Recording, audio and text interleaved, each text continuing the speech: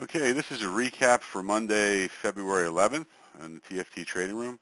I'm currently in a trade on the Russell here. Looks like I'm about to get stopped out.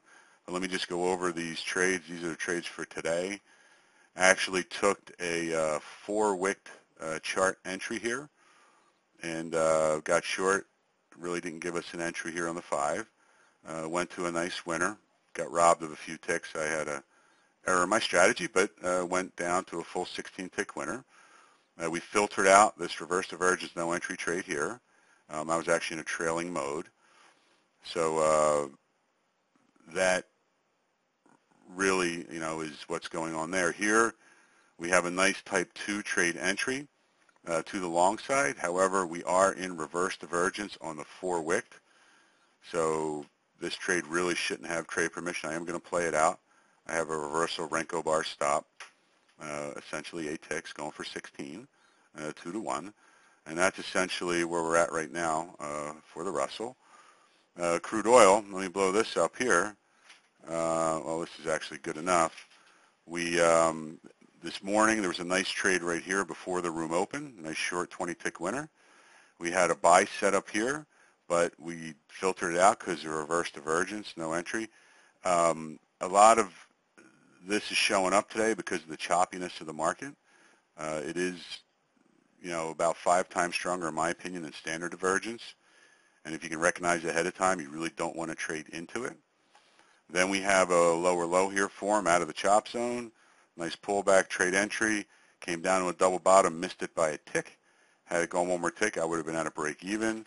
Instead, I took a reversal bar out at a small 5-tick loss. Got 1 tick of slippage in there. And then let me drag in the euro here. Euro had a couple nice trades and a trailer still going on. That's Friday, but today we have a nice short here, a flip trade in the value area out of the chop zone.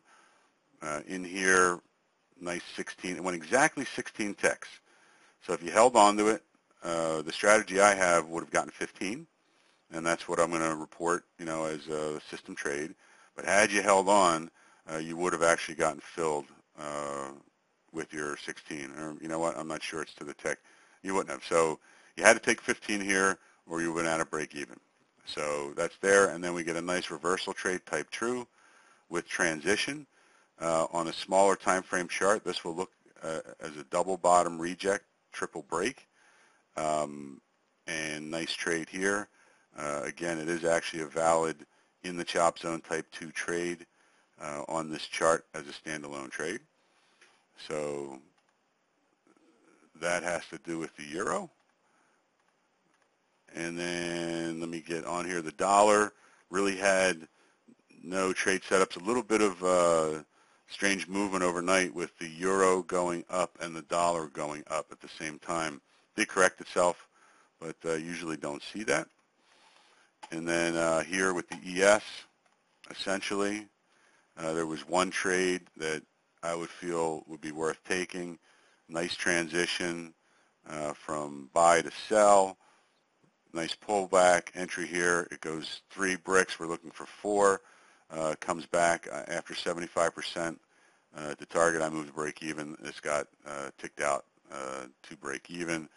There really is a reverse divergence. Actually, I'm sorry. Yes, there is a reverse divergence set up right here, so we can't go long. And I did get stopped out of that Russell trade. So right here, this is not going to give us permission to go long. We have we have price here, momentum here. We have lower price here and higher momentum here. I wish I would have seen all this before I got into that Russell trade, but when trading live and looking around, sometimes you don't get to see all those things. Let me bring over the YM. Really, again here, we're going into this. This is today. There's really nothing that has signaled and set up. There may be a buy in here with a divergent start point, but it's still at a chop in sell here. So through the filters, it did not make it. So having said that, that kind of is a recap. Crude oil did take off giving us no entry. It did give us an entry here in a 4-wick, but it had moved a huge amount compared to the, the range that we're moving in now. And then I just felt it was too late to get in. However, hindsight's 20/20. It did on the 4-wick. Let me just bring this in here. It did give us a trade right here, the permission trade, non-divergence right here to get in right there at 14 after such a large move, almost $1, 100 ticks. It did go to be a full 20-tick winner if you were going for that, but every entry after here, except the one at the top, was into near side divergence, and even this one was into same momentum divergence, just we call it extended.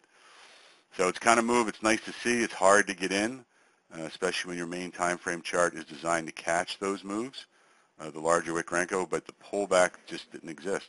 For some reason, it stayed in chop and then just took right off.